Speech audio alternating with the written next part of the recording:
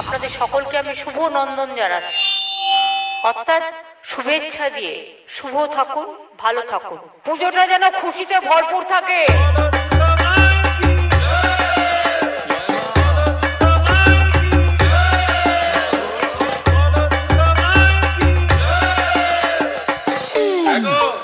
এবার পূজা বাড়ি যাই না? হ্যাঁ যাবো। তাহলে একটু সাজগোজ করো, লোকে দেখো।